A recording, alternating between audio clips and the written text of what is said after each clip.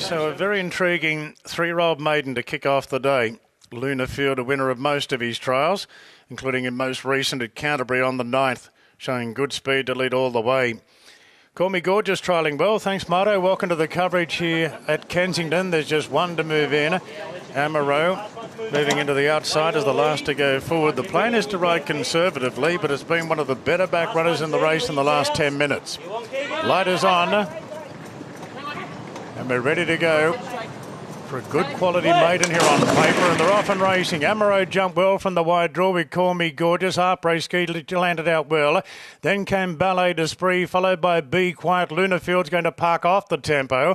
Mandalong Gringo as well. Amaro being snagged right back to last now, having been first out of the gates. Ballet d'Esprit draws through on the inside, takes the lead away from Harpray Sky. Call Me Gorgeous left without cover in third, followed by Be Quiet. Luna Field. Pace is a little bit muddling here, so Amaro gets going again, moving into a three-wide spot with cover. Mandalay Gringo's battling last of all. Ballet d'Esprit with a big action. Leads into the straight, racing greenly from Harpray Ski. Call Me Gorgeous called upon on the outside. A length away to Amaro. Luna Field's battling towards the inside, but going well. Ballet d'Esprit has got them all battling here at the 150. Ballet d'Esprit is well clear. Call Me Gorgeous and Amaro are fighting out second and third, but Ballet d'Esprit is going to lead all the way and sharp to the wire, beating Call Me Gorgeous. Amaro third, just in front of Luna Field. A gap for the back to Be Quiet from Harpray Ski. And last in was Mandalong Gringo. 7, 1, 5 and 2. Number 7, a Ballet d'Esprit. She jumped, she led, and she was far too good in the opener here. And well done, Nick Burney, because you found her at decent odds. She defeats number 1, Call Me Gorgeous, Amaro, and Luna Field back in fourth spot. But that was pretty easy watch, Nick, especially for you, who would have backed her, but you also tipped her. Something small, Shani, yeah, something small, but it was all about the positive gate change there. Just straight to the front and just ran them ragged with the run under the belt. Did control throughout. Call Me Gorgeous I thought was fantastic to be 3 wide for your first start and close off strongly. Amaro probably just a 1200 back to 1000. And Luna Field just missed the start there, so that runner can only improve from the race experience. But it's all about the winner, controlled, accelerated hard, and it looks a nice type on the way through. All right, just waiting for a representative from the Michael Friedman stable to make their way out here. So, not too sure who is here representing the stable this afternoon, but nonetheless, this filly by I'm Invincible, she debuted at Wyong, and of course we all saw what happened there. She was carted off the track and thought she still did a brilliant job to be able to pick herself up, and she got to the line really well on that occasion. Today she was able to jump, control, and she was pulling away over the concluding stages there. So Call Me Gorgeous into second spot, Amaro in third, and Luna, horse number 2, which was Luna Field, was in fourth spot, 7, 1, 5 and 2. We might wait for Keegan. Ali doesn't look like anyone's here, so you can have a chat to Keegan, who was aboard. Yeah, he rode her on debut, actually. She's got a bit of size about it, doesn't she? She does. I think she's a filly who'll just improve with time as well. She raced maybe a touch greenly, but she's beautifully bred, and she did spark up a little bit when Keegan jumped aboard. She's got a beautiful face as we see her come back here, so I'm really interested to get Keegan's thoughts, because I think she's a really progressive type, and I don't think we will see the best of her for a couple of starts at least still. I think she might be a little bit quirky too. I get that impression. She's got that eye that gives you that, doesn't it? She's just come back here. She was playing with the bit a little bit in the yard, and she just was a touch fizzy compared to a few of the others. That's why I probably couldn't have had her on top. But now that we know perhaps that that's just how she presents, that'll be something we can watch going forward. Even now she's still sort of just fiddling a little bit, but she is just... the more experience she has, she'll probably settle down as well. Exactly right, and then I think she'll really be a filly to follow. She's got that scope, and she'll fill into herself as well. So very interested to get Keegan's thoughts on what he made of her. Keegan, she still looks a bit raw, but what did you make of her? Listen, I've always liked her. She's I think her biggest battle is upstairs. She's always been a bit difficult. Her ability, she's always showed that at home. She's always shown that she's got definitely some lights for the future, and I think that she showed that here today. She was very unlucky first time, Wyong being a difficult track. She got shunted wide around the bend and lost an immense amount of ground. And today she's She's definitely beginning to mature a little bit now. Like I said, the biggest battle is what's going on upstairs, and she seemed to accept today's racing. Today she jumped, she showed her abundance of speed, got a couple of easy sectionals, and she went on to the job, and hopefully she begins to accept racing. I think she's got a nice future. I think a filly to follow. What do you make of the track? Track's in beautiful order. We obviously had a heap of rain here the other day, but it's lovely under the foot today, and hopefully in for a good day's racing. Well done, Keegs. Thank you. 7-1, 5-2, race time 57.86, last 633.87. Anthony, back to you. Yeah, Shenny, and well found. Nick Burney doing a great job. Nick, he's a real star here at Sky Racing and stepping up to the midweeks, while Brad Gray's having a little bit of a break, and he's found the first winner at good odds. Good on you, Nick. And he wasn't swayed by the market at all. He's done his form well, and he's found Ballet d'Esprit, which is paid $6.50 and $2.90. Call Me Gorgeous second. Emerald got too far back, and Luna Field running fourth, 7-1, 5 and 2. That winner, Ballet d'Esprit, is a half-sister to Russian Revolution. She comes from a big pedigree. Half-sister to Russian Revolution, two-time Group 1 winner. She's a half-sister to Miss Interiors, who's the dam of Home Affairs. And, there's a few other horses amongst that family that have performed well, but none more so than Russian Revolution and Miss Interiors, who is the dam of Home Affairs. So, good pedigree.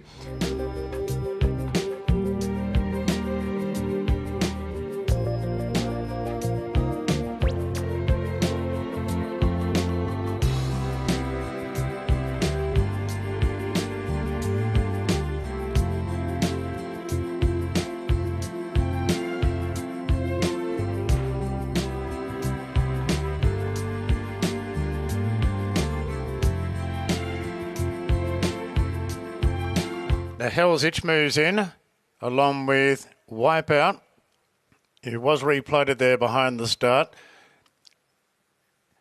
And going off at $31, Wipeout. Kirk up one of the roughies now is the last to move in, so they're locked and loaded.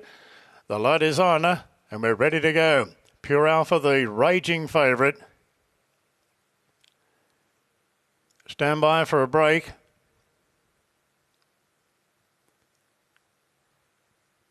Chris Waller with 3 in the race. And Pure Alpha at 145 now. There's been a bit happening in the gates. Just waiting for things to calm down. They have now. We're ready. And they're racing and jumping quite well. Equipage off the inside. The favourite Pure Alpha being sent forward. Rip Off handy and Hell's Itch out deep.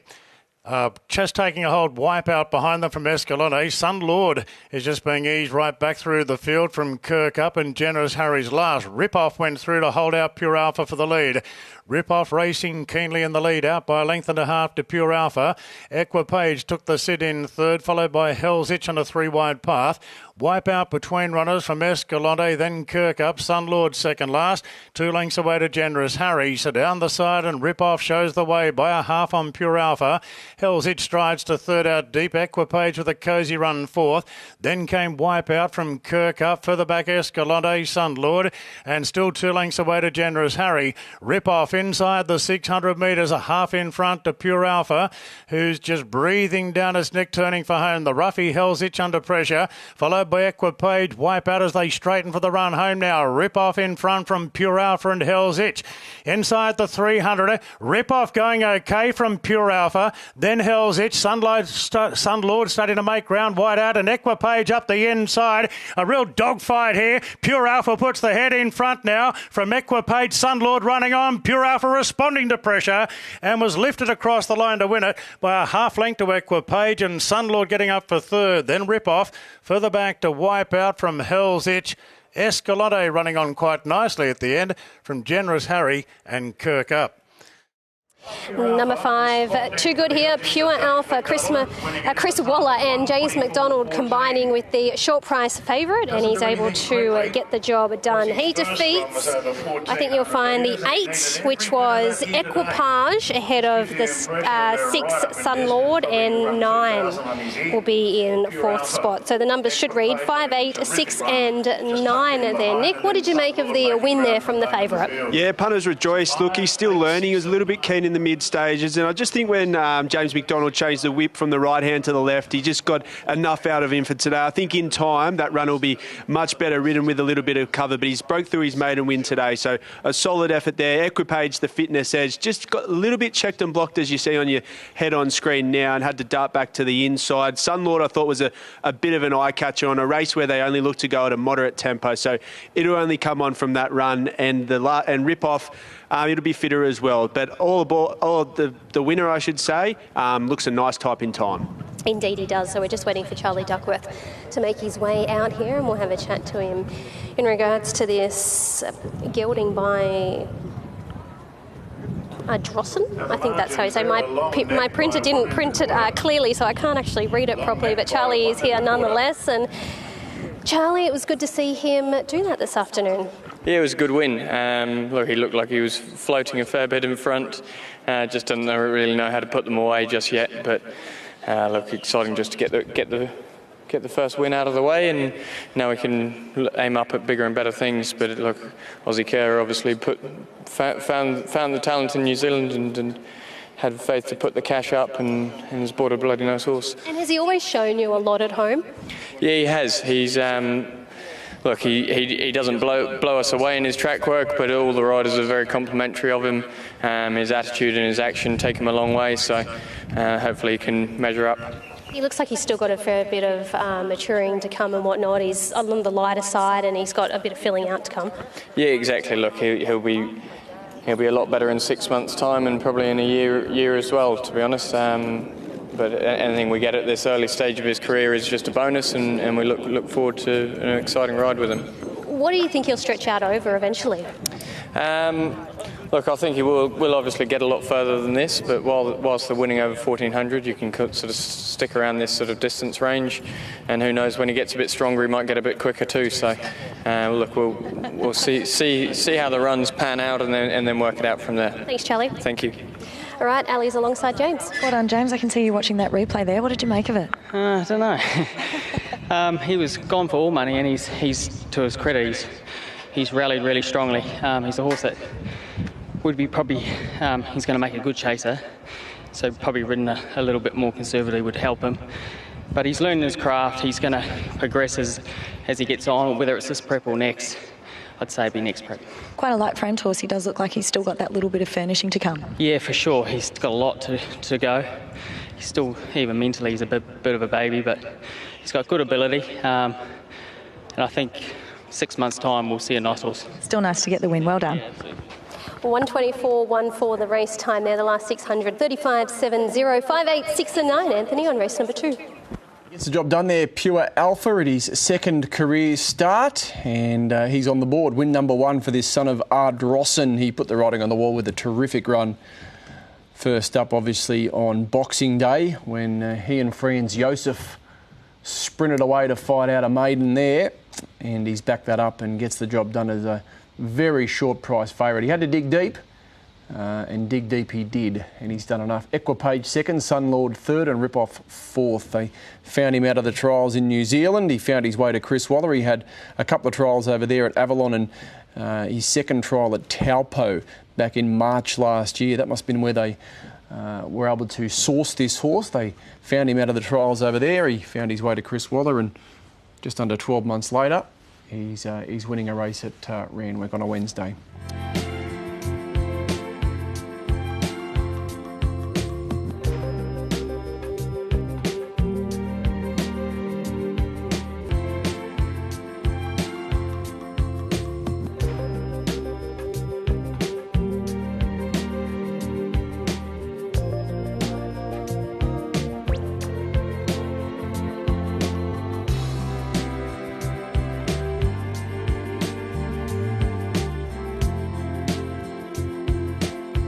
Has drawn the inside barrier. So the light is on, we're all set. We're ready to go. Speed personified at a second start is the favourite, but much better price now than she was 20 minutes ago. Ready now, Racing, oh, she missed the kick a little bit, Speed Personified, and Ravenclaw hopped out well from Lane 4 the outside, and now Speed Personified bursting through the middle. First landing goes straight to 4th, followed by Ballet for 4, then Don't Doubt Layla, and Sideshow's been taken back to last. Moving up on the outside, Lane 4 there, applying the pressure to Ravenclaw, so Speed Personified just eases back a little bit, and we'll get a nice trail down the side section of the track. 2 lengths to first landing on the outside of Ballet for 4, then Don't Doubt Layla, and the heavily backed Sideshow, who returns as a gelding today's last, about 7 off the lead, which is Ravenclaw now pushing underneath Lane 4. Speed Personified given every hope after the tardy start as they turn. A gap to first landing, and well back Sideshow, who's got it all to do. Lane 4 lays it down to Ravenclaw. Speed Personified in third. Sideshow angling into the clear, about 3 off the lead. It's Lane 4 up on the outside. Ravenclaw is showing a bit of fight. Favourite's gone. Speed Personified dropping out, and Don't Doubt Layla winding up on the outside. Don't Doubt Layla from well back, strong late. Don't Doubt Layla powered away. Now second, a photo between Ravenclaw and Sideshow, who really hit the line well. A gap back to Lane 4 and Ballet for 4, and a photo for 4. Now Speed Personified, there was a bit of an incident there, dropped out, and first landing finished behind it. Number 9, Don't Doubt Layla. Karen Marr, David Eustace and Jason Collett in the stable has let down with a nice finish there and recorded her first win there. Sideshow may have just gotten up the second, just ahead of stablemate. Not stablemate. Another runner from the Rose Hill. From Rose Hill, I guess you could say.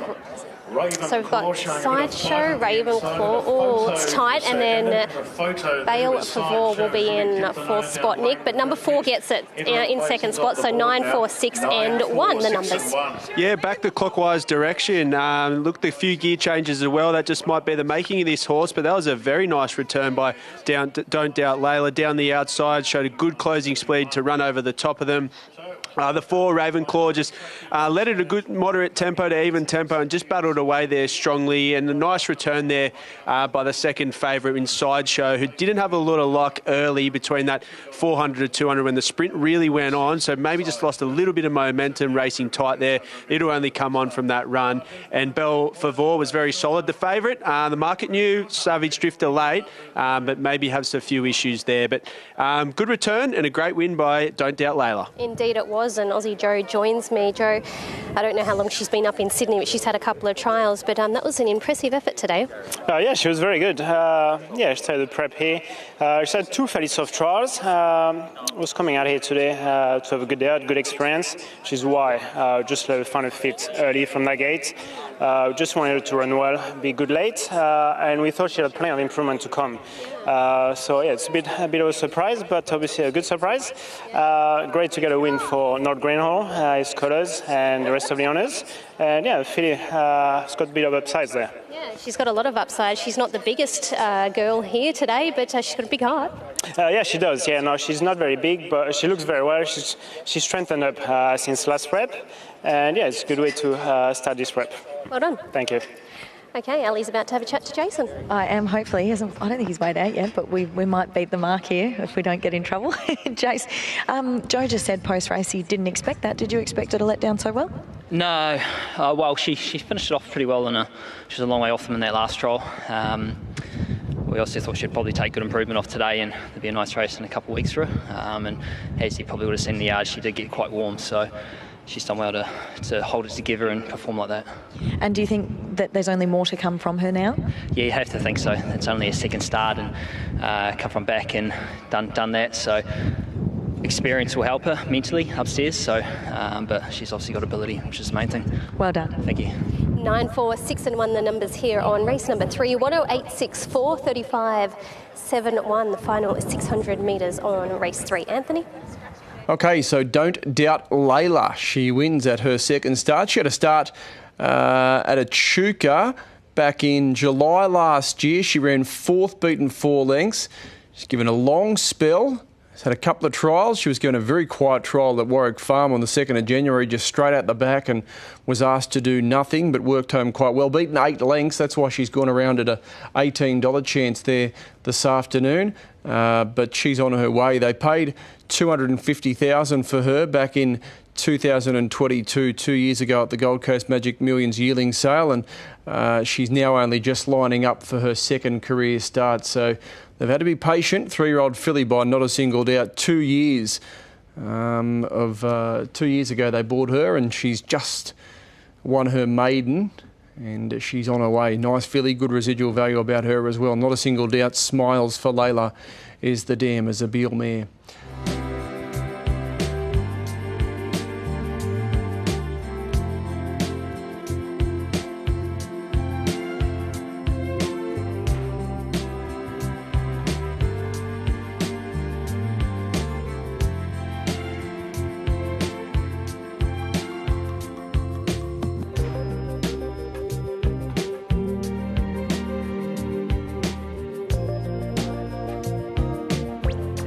And Wolves came out, took out 17 cents to win, 14 cents to place. That was only about an hour and a half ago when Wolves came out. Nana's Wish left as a dominant favourite then, 2.15 on tab fixed odds. Now did touch 2.20, back to 2.15. Overall holds more than 50% of the investment on this race, which you would expect being a 2.20 chance. You'd expect about that amount of money on this horse. Ring Me Up, as you can see, has been a bit of a firmer, 5.50 to 4.40, subject to those deductions. However, Love Child's at 8, Utopian Wine at $9. But Nana's Wish, the popular one, out to 2.25 late. First leg of the quaddie, stand by for a start. We're ready. Ring Me Up's been well back and they're off and racing. The favourite Nana's Wish left well off the inside. So did Love Child, the outside. And Love Child bounds to the lead clearly, out by 2 lengths on Nana's Wish. Gold Pattern. Ring Me Up in a handy fourth, followed by Sophia's Magic, Utopian Wine, Sabuki. And Banghetto is going to settle last of all. So it's an easy lead for Love Child, travelling well. Out by 2 lengths on Gold Pattern. Then came Nana's Wish on the inside of Sophia's Magic. Caught 3 wide there, Sophia's Magic. So she'll have to work a bit harder to clear the runners behind, and does so now. So Sophia's Magic strives to a clear second and put a gap on Gold Pattern, Nana's Wish. Now Ring Me Up's back to 5th position. Utopian Wine back on the rails, followed deeper out by Bangetta, and the roughy Sabuku on the insides last of all. So Love Child in front, travelling on a long rein, a half to 3/4 to Sophia's Magic. 2 lengths to Gold Pattern, parked on the outside of the weight-carrying favourite Nana's Wish. A length and a half to Ring Me Up in the running line, peeling 3 wide now, Ring Me Up. She's been well back, and the fillies starting to run as they come to the turn. Love Child in front narrowly from Sophia's Magic, and Ring Me Up is chiming into it pretty quickly. 2 lengths away to Nana's Wish, tracking up. Line of 3 into the straight now. Love Child, Sophia's Magic, and Ring Me Up trying to sustain the runner. Meantime, Nana's Wish is coming off heels, a length off them. Love Child is showing plenty of fight on the rails. Nana's Wish under the big weights trying to bridge the gap. Love Child in front from Nana's Wish. Love Child running out a bit on Nana's Wish. It's Love Child and Nana's Wish. They hit the line, and Nana got up right on the line. Nana's Wish nailed Love Child in the very last hop. Sabuki's run 3rd, followed by Sophia's Magic. Then Ring Me Up, Gold Pattern, Bangetta, and Sophia's Magic weakened out. Last in Utopian Wine. I think you'll find maybe number 2, Nana's Wish, may have just got the bob in. I think Darren just said Nana's Wish has nailed Love Child, and I think he's got it absolutely spot on. Sabuki has run the race of her life. She's finished 3rd, and she pays well there. She was a $130 winner at Tamworth last start, and she's backed up that performance with a solid effort in town this afternoon, and just waiting for that 4th number. But I think you'll find it'll be number 2, Nana's Wish. 2, 7, 9 and 3 numbers up in the frame.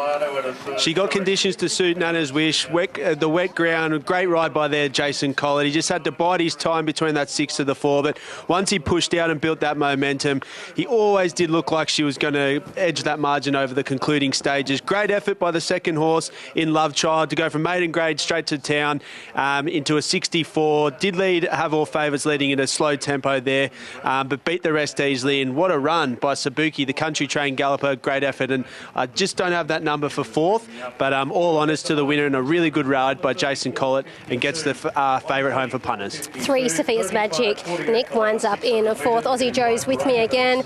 Joe, she needed every part of that to get there, and she got up right at the exact right time. Yeah, she did. It wasn't the most comfortable to watch, but yeah, she got there in the end. She's still learning. She's still finishing. Even mentally, she's not there yet. She's still fairly immature. She will keep getting better. She was good first up. The extra trip suited, helped. It was much needed late, but good to get a winner from my racehorse. They're good supporters. Yeah, she'll make a lovely mare in time. A bit more giving a track would definitely suit also. And yeah, she just got a lot of finishing to do. And obviously she took a fair bit out of that first up run too. Yeah, she has, and she will improve again there. She should keep improving every run, but that win should give her a bit of confidence too. Well done. Nice double for the stable so far. Thank you.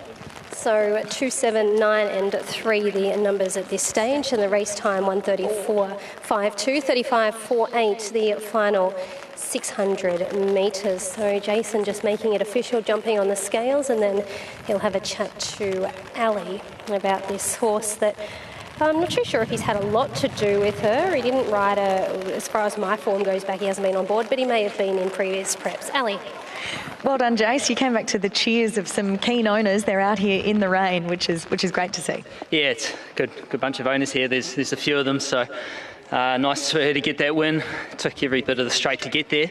Always felt like I was going to get there a lot easier than that, but to the leader's credit, he kept kicking off that tempo. Second prep in Australia now, and she looks like the penny's really starting to drop with her. She's settled in. Yeah, Joe might have said, yeah, she's got a few quirks about her, and even just getting onto the track, stuff like that. But I think she's starting to get more used to it. And as he said, the second prep and track work, she's been a lot more relaxed and better. And hopefully that'll translate into race day. You enjoying this rain? Love it. Well done, Jace. I don't know about everyone else loving it. 2, 7, 9 and 3. Anthony, as we come back to you.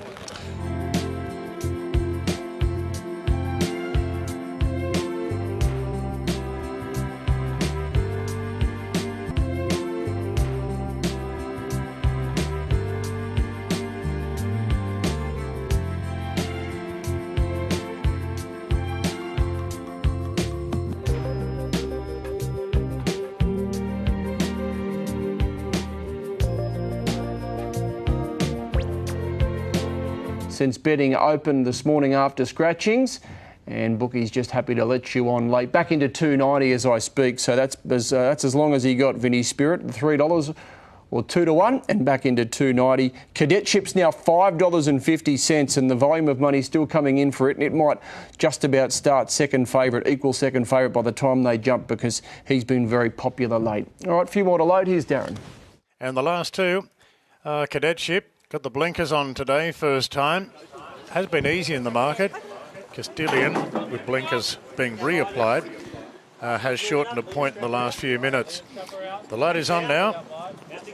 They're ready for race 5. Vinny Spirit. Barrier 1 is the favourite. Adam Hieronymus is only right today, and Vinny Spirit jumps sharply off the inside. Hippo wants to lead and will do so from Sumo Star Magic Statement, and Battered of Hell will park right behind the favourite in fourth. A length and a half to Cadetship, being partnered the outside by Castilian, and the last two Gunship on the inside of Miss Fabergé. So Vinny Spirit shows the way in the early part of the race, with the rank outsider of the field, Magic Statement, just buzzing in its ear on the outside. So serving it up to the favourite a long way out. Sumo Star took hold 2 lengths away third, and a gap to Battered of Hell, then Cadetship as they race down the side of the track. And they're followed then by Castilian on a 3-wide path from Miss Fabergé, and Gunship is last of all. So it's Vinny Spirit and Magic Statement locking horns in the lead, and now Castilian with the pace dropping, charged up 3 wide to join the pair. Plenty happening here. Miss Fabergé starts a wide run on the outside of Cadetship. Battered of Hell back on the inside. inside from Sumo Star and Gunship. Vinny's been driven mad from the start, and Castilian roused along on the outside, moved up to join it. Then came Cadetship and Miss Fabergé down the outside. Castilian, Vinny, Spirit, stride for stride. Cadetship's battling, and then Miss Fabergé the outside. Anybody's finish here. Miss Fabergé's going after Vinny, Spirit. Vinny trying to fight. Miss Fabergé puts the head in front though, and Miss Fabergé was able to run down Vinny, Spirit, and Castilian third. Cadetship fourth, followed by Bad Out of Hell. Then Sumo Star from Gunship, and Magic Statement was last in. Number 6, Miss Fabergé, John Sargent and Tommy Berry combining here to take out the fifth event. Geez, Vinny Spirit, he was brave, he fought back, he even come back at Miss Fabergé for a moment there, but he finishes second ahead of number 5, which will be Castilian, and Cadetship will wind up in fourth spot. Numbers, Nick, 6, 7, 5 and 1. Miss Fabergé, she goes back-to-back here at Randwick. Yeah, really the perfect ride there by Tommy Berry. They went fast earlier, then they quickly slowed the tempo between that 800 to 400, and he just got on the back. And look at his silks there. He hasn't got any mud on his silks whatsoever. He just got to the best ground and let the horse do the rest. I thought Vinny Spirit was awfully brave in defeat, given no peace throughout, so follow that runner. The 5 Castilian and also the 1 Cadetship were honest, but both had their chances. But great ride, and the horse with the only last start win, so it's winning form's good form, Shani. Indeed it is. So I haven't seen John Sargent here, and I'm not sure if there's a stable rep. If there is a stable rep, they're probably not out here because, let's be honest, the only people that are out in the rain at the moment are the ones that have to be. So just having a quick look, I think I'm getting the thumbs up from my producer to tell me that there is somebody here, so they'll make their way out from the tunnel. It might very well be John, I'm not too sure. And then Ali will have a chat to Tommy, who jumps aboard this 4-year-old mare today and puts her 4th win on the board. I can see John coming over now. So John will be tickled pink, 23 starts, 4 wins and 7 minor placings. And she was a winner. Well, she was a winner on the Randwick track. That was on Boxing Day. That was in a Fillies and Mares 72, and she's been able to back it up with another strong win. Congratulations, John. She's going really well, this mare. Yeah, she's a lot stronger this time in, and I think we found out she likes a racer's space, so onwards and upwards for now, and she's only had 2 or 3 this time in, so she'll carry on for another few. Is 14 her sweet spot? Seems to be a hard run 14 like that.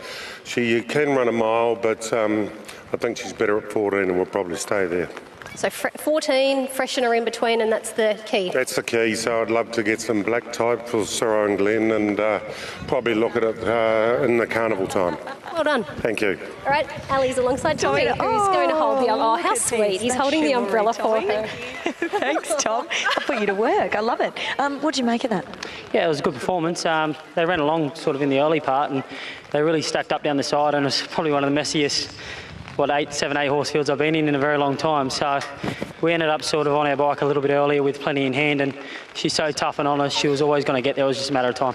And she's really found her mark there at the 1400, and John said racing with a bit of room too. Yeah, 100%. She enjoys that. She doesn't travel too keen, and no, she's a nice one for the future.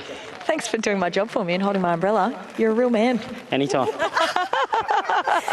7, 5 and 1. 124, 1, 0, 36, 25, the final 600 metres. Oh, he's a talented man, Tommy, isn't he, Anthony?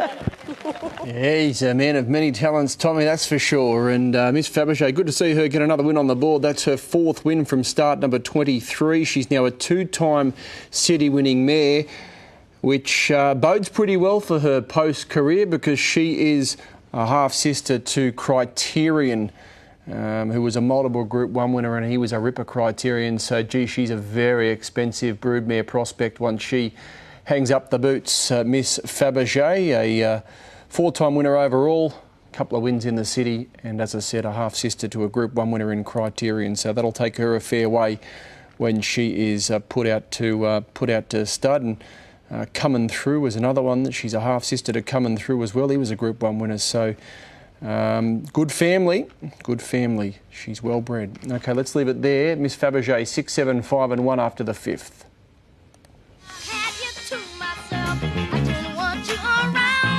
Those pretty faces always make you stand out.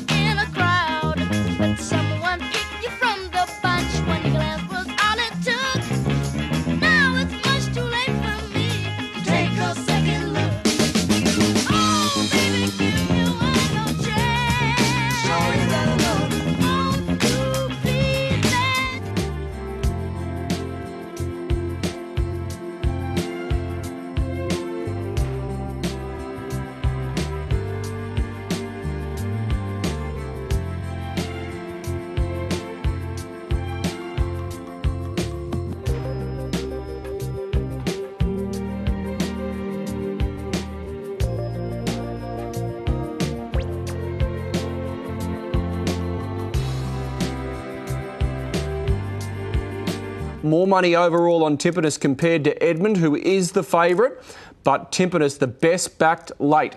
Let's get to Darren. Journey. Thanks, Marto. They're getting set here, and Edmund is our favourite. Nashra Willer aboard. 3:10 now. Timpanus loves Kensington, and the punters are latching onto that. Timpanus has been the best tried runner in the last 5 minutes or so, tumbling down to $3.90. He's won 4 out of 6 here. Timpanus. And just note wearing the blue coloured cap today. David Payne with 2 in the race. And So Sneaky, the roughie, is the last to go in. So Sneaky's placed in, the light's on, and we're ready to go. 1,800 metres, and they're off and racing, and Edmund, shot out of the gates, is going to lead for fun. The Big Short strides up on the outside, going to second. In Tutu will land third, and followed by Mahagoni, who takes 4th spot on the rails. Then How's It Kev, Snow Seeky out deep. Further back to Oakfield Wallaby. And a length back in the field to the course specialist Timpanus, 2 lengths away to Ring Ahoy. Okay, well, the Big Short took the lead now, and pulling once the pace steadied. It's the Big Short, more relaxed now, leads out by 3/4 to So Sneaky. So Nashra Willow is happy to get leaders back on Edmund after the fast start, restraining for cover. In Tutu, a half length away on the outside. Then How's It Kev on the outside of Mahagoni. Further back to Timpanus and the blue cap on the outside of Oakfield Wallaby. And 2 lengths away to Ring Ahoy. So the Big Short travelling freely in the lead now by 3/4 to So Sneaky. A gap of 2.5 then to Edmund on the inside of In Tutu. Now How's It Kev is next. Might be moving into a 3-wide position, Kev. Further back then to Mahagoni on the rails. Timpanus starting a run now from Oakfield Wallaby. And Ring Ahoy's last of the field starts to bunch a little. And the Big Short shows the way. 600 metres to run. The Big Short a half in front to So Sneaky. How's It Kev? And Timpanus gets on his bike out 4 wide, rolling into the race. Ring Ahoy gets a free cart home on his back as they turn into the straight now, and they're right across the track. Timpanus trying to sustain a run. Moved up on the outside of How's It Kev? The Big Short fighting back on the rails. Deep at Oakfield, Wallaby's running on with a very good run. It's Timpanus in front. 200 metres to run. Timpanus a length clear from Oakfield. Wallaby is getting closer now with every stride. Oakfield Wallaby moved up to Timpanus, takes the lead, and Oakfield Wallaby bounds away the closing stages to win it by a length. Timpanus second, the Big Short ran in third. Then came Edmund from So Sneaky, How's It Kev? A gap back to Mahagoni. Ring Ahoy didn't close off, and In Tutu was last to finish. Number 6, Oakfield Wallaby. She progresses to City Grade today, and she's been able to record another win. That's 8 goes, 5 wins in her short career thus far, and she's gone back-to-back this preparation. She defeats number 3. Actually, no, I've written down the numbers wrong there. Nick, help me out. I didn't get to the others. 6, 5, 4, 3. 4 and 3. So Timpanus finishes second, 4, the Big Short, and Edmund in fourth spot there. So 6, 5, 4 and 3, Nick. She was impressive. Come straight to town off that first up provincial win, and she did it quite easily on the end. I know she got to the best ground, but she showed good acceleration, closed off well there, so she can progress through the grades. Timpanus, the track specialist, chimed into it and looked like it was going to be hard to hold out, and just battled on well there for second, and in for fourth, the third Big Short. I thought it was very honest after leading at a good even tempo, and Edmund probably just couldn't get to the best part of the track after box seating. But it's all about the winner. It can only keep progressing, Shani. Indeed she will, yeah. So Danny Greer is with me. Dan, she's a classic example of started it off out in the country, worked through the grades, and here she is winning a midweek. Yeah, certainly. She's working through her grades nicely, and it was quite a pretty watch, actually. It was a nice effort and nice ride from Jason. Found the right back to follow into the straight, and she was tough to the finish. I must admit, mid-race there, that there wasn't an overly strong tempo, and I thought, oh, she might struggle here, but once she started moving into the race, she looked to win her a fair way out. Yeah, she certainly did. She did have that nice unimpeded run into the straight. As I said, Jason found the right back to follow, and full credit to the horse, she's doing a very good job. Yeah, she seems to be relishing this soft track. Yeah, she certainly is, yeah. Well done, Dan. Thank you. All right, Jason's just about to have a chat to Ali. I think they'll do the interview before he makes it all official on the scales. Yeah, I think we might be able to beat them again, Jace. Well done. You're having an absolute day out here in the rain. Yeah, it's good. It's soft tracks, but she's progressive, putting a nice record together, and to come here and do that on a Wednesday, yeah, it's it's good going forward for her. She stepped up really nicely, and she looks like we'll see more from her. As you mentioned, she's really progressive, and she closed off well late. Yeah, you're right. You look at her record and what she's achieving and so little starts, so that sort of suggests that she's got it quickly, but she's proven that today. So further is not an issue. She's shown that last preparation. So she had a hard run first up, and she's come here today and done that quite easily, really. Well done, nice to ride a treble on a rainy day, no doubt. Yeah, thank you. Cheers. 6.54 and 3 race time at 1:53.20. The last 600 metres, 35.62 the official time. Anthony, we've got one more to come from a very wet and ugly Randwick. Looking that way, Shani, you're doing a good job. One more to come there, and she's a ripping little mare. This one, Oakfield Wallaby's her name, by Dissident. $70,000 purchase from the Magic Millions back in 2020 as a weanling. She's a 4-year-old. She's now won 5 from 8, and she takes her prize money up beyond $80,000 and wins again. Second up, she won first up at Wyong prior to Christmas in a 64 and graduates to the city and wins again. And she's done a terrific job. They won with her at Tuncurry and Scone last preparation after winning a Coffs Harbour Maiden. So she's done a great job to come out of a Tuncurry benchmark 58, win first up at Wyong, and now a city victory on the board. Doing a great job with his team, Damien Lane. So Oakfield Wallaby beats Timpanist in the big short with Edmund, 6.54 and 3. Let's take a short break and then head to Doomben.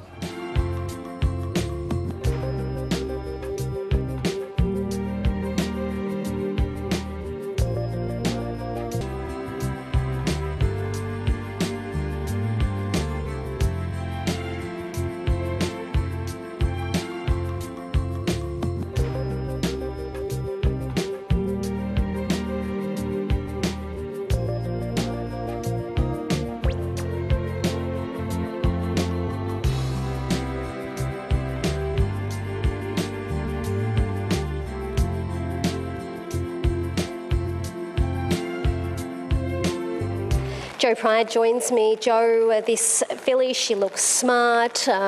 She's short. They keep backing her. How is she? She's great. Really happy with her. So she's really thrived at home, and you're right. That win at Gosford a few weeks ago was really impressive, and she needs to come out here and do that again.